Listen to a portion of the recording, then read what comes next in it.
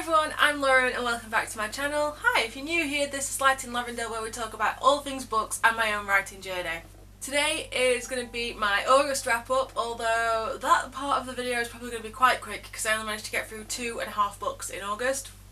Not a great reading month for me, but I'm also going to be doing a mini sort of September TBR of books that I want to try and get through in the next couple of weeks, just so that I can clear them off my list and start moving forward towards some books that I'm excited for. So the first book that I read in August was Jurassic Park. I went to go and see this at the cinema when the cinemas opened back up at the end of July, and watching the film in the cinema for the first time ever made me really want to reread the book. I gave this book 5 stars on Amazon. I am probably going to say this is my favourite book of the year so far. I know it's a reread for me, but I do just absolutely love the storyline in this book and the plot and the way this goes out. I don't want to go into too much detail now because this is going to be part of my book adaptations series that I'm doing. I have already made some notes on it, and I will be going into the differences between this and the film that everybody knows and loves.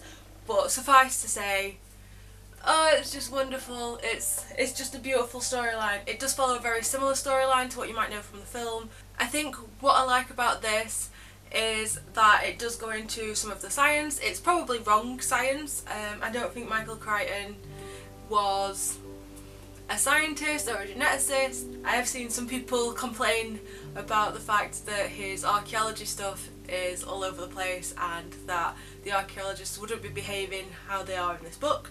But I'm not here for the actual fact. I'm here for a somewhat believable story and delivering on that sort of logic in this world that's been built. If you haven't read this book, it does have elements that are contained within the first 3 Jurassic Park films.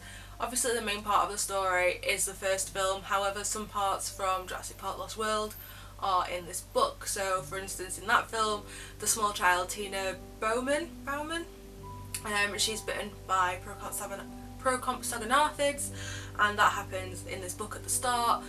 And if you've seen Jurassic Park 3 with the scene with the aviary, then part of that aviary scene is actually in this book, and I believe that the first 3 films did take a lot of influence from just this one book on its own. I think I got through this book in about a week. It took a bit longer than I thought it would because I read it over a few days. I didn't sit down and just read it in one sitting, and I was hooked again all over. The storyline in this is fast paced, it's moving, the character arcs are just beautifully done, the way that the characters are developed. Lex does annoy me still in this book as she does in the film, but for completely different reasons, and I will go into that in more detail with the book adaptation video that will hopefully be coming out soon for this. The next book that I read in August, and subsequently the second full book that I read in August, was The Flat Share by Beth O'Leary. I gave this book 4 out of 5 stars. I loved that it was just a quick fluffy romance, and I think it was something that I needed because I had been trying to read a different book and I was struggling to get through it. I think the names were giving me some issues. So as soon as I picked this up, I read it I think in 2 sittings of maybe 2 to 3 hours each. It was quite a quick read.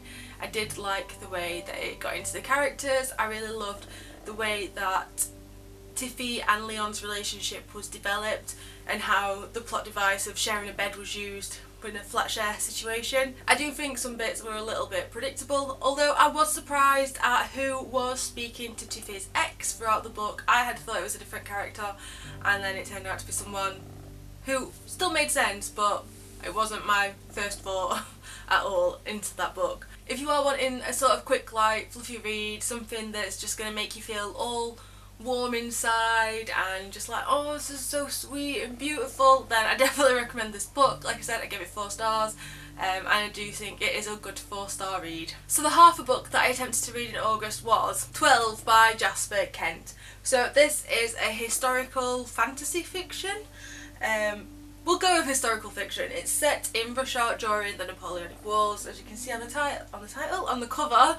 It says 1812. The main part of the storyline follows a army captain called Alexei, and how him and his 3 friends are trying to turn the tide against the French army that's slowly but swiftly making its way through the Russian terrain and heading towards Moscow. Alexei's friend Dmitri says that he knows some people who can come and help them, and 12 mysterious figures turn up to help try and turn the tide. However, as they're making their way to Moscow, there are rumours and reports of a plague affecting the lands, and the same plague then seems to start affecting the French soldiers. I didn't get very far in this book. I say it's a half, but I only managed to get this much through the book in total. I am wanting to finish this in September. The names are all in Russian, and I am struggling a little bit to keep the pace when a word suddenly is chucked at me and I'm like, oh, I have no idea how to pronounce this. And it is a bit jarring, and it's a bit of a difficult push to get past that. However, I am enjoying the storyline in this. I just need to give it a little bit more time and care. So it is one that I am chucking into my September TBR just because I want to get it finished. I borrowed this from my mum, so when it's done I can give it back, and that's another book off my bookshelf as well. So, as I was saying, this is going to be a slight September TBR as well. I recently decided to start using my NetGalley account again. As part of that, luckily, unluckily, I have 5 books I now need to read. So, for September I have got 2 of these arcs. I think actually, I'm sure one of them has come out already, but I'm not sure on the other one. But I want to get them ready in September, and then if I've got time, maybe read any of the other 3 that I've got, but I think their release dates are October and November, so I've got a little bit more wiggle room and can get them done later on. The first one I want to get read is The Witch Beast by Samantha Eklund.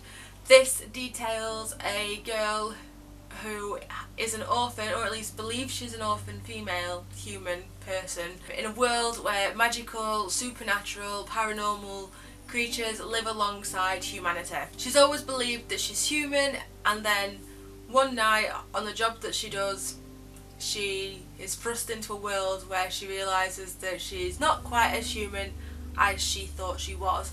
I'm really intrigued by this premise, and I really want to get into it and to just understand what this book is. I think it's the first in a series of 5 books or so, and I'm sure this one came out in July. I'm not sure if I'll do an individual review on this book or if I will just leave it as sort of like my wrap up for September, but that is the first one that I want to get to. The next book that I want to read is Across the Bridge of Ice by Ruth Fox. Again, this is another NetGalley book that I have received. I was kind of intrigued by the premise of this. This follows a girl called Kira who manages to find herself stuck in a snowstorm in her hometown, and she ends up breaking or injuring her ankle and thinking that she'll never be able to play football again. However, she's using Jake's telescope. I'm assuming Jake is her brother or a family friend, and whilst using this she manages to transport herself across the bridge of ice. This has meant that she's now stuck in the city of white light called Shah, and now she doesn't know how she's going to get home or what's actually going on. I liked the premise of this sort of moving into a fantastical world that you had no understanding of, and I thought it was quite an interesting take. I like the fact that part of the synopsis for this was that she'd broken her ankle and she was worried about playing football, so I'm intrigued to see what this sort of character would do in this sort of situation. This book has already been released as well. This looks like its first publication was in 2015, so I think the reason it's on NetGalley is that they're having a republication or a new edition of the book coming out for people to read. So if you are interested in reading this book, then it is something that you'll be able to pick up yourself. The next book that I want to read in September is Shielded by Kaylin Flanders. If you'll have seen in my July Fairy Loot unboxing, this was the book from that video.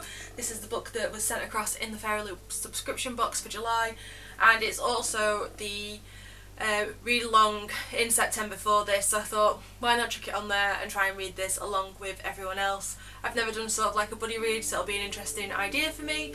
This book follows a princess called Jennisara, or Jenna for short, who has been betrothed to a neighbouring kingdom as a form of alliance. However, there is hints that she may have magical ability. It mentions that her brother, the heir to the throne of her kingdom, has a magical ability and is needed to defend his home that way, whereas her marriage and alliance to this new kingdom is what will defend her home a different way. However, it wouldn't be a story about Jenna if there wasn't something to happen to her, so I feel like she's got some sort of magical ability that probably even she's not aware of until some sort of catastrophic event happens and it plunges her into a world of magical ability and defence. The picture on the front, which I am assuming is Jenna, shows her wielding some sort of sword or dagger. It definitely looks more like a sword because the hilt looks a lot longer, and it's unlikely she'd be doing that if she's also not got some sort of talent or fighting ability. I am really looking forward to reading this, and I am kind of looking forward to reading it alongside other people as well. I think I will do a full review of this book just because I just like it. I just love this cover so much. It's so beautiful. To be honest, I don't do a lot of just individual reviews, so it'll be nice to do something a little bit different as well if I get the time to. I want to try and get through 4 books in September, and I've already put 3 on my list. I'm not sure what the other book could potentially be. I have so many to go through that are on my shelves, that are on my Kindle, so I'm sure that I'll be able to get through at least 4 books this month if I actually spend some time sitting and reading. August was just not a great month for concentrating on anything. I don't know, I seem to have wasted quite a lot of time in August. I think on trying not to fall asleep, I had a consuming sort of fatigue over me for the majority of the month, and it was not fun. That was my very short wrap up for August, and also a mini sort of introduction to my September TBR. If you have decided what you're wanting to read for September, let me know down in the comments below, or if you've read any of the books that I've spoken about today, let me know what your thoughts on them. I love to see the thoughts that people have on the books that I've read or I'm going to read. If you liked this video, don't forget to give it a like, and if you want to see more videos from me, then hit the subscribe button. There's a new video out every single Sunday. The monthly vlog will be coming soon. It should have gone out this week, but I've had some issues with it for whatever reason. So that's probably going to go out in the next week or so, so you'll probably get an extra video next week.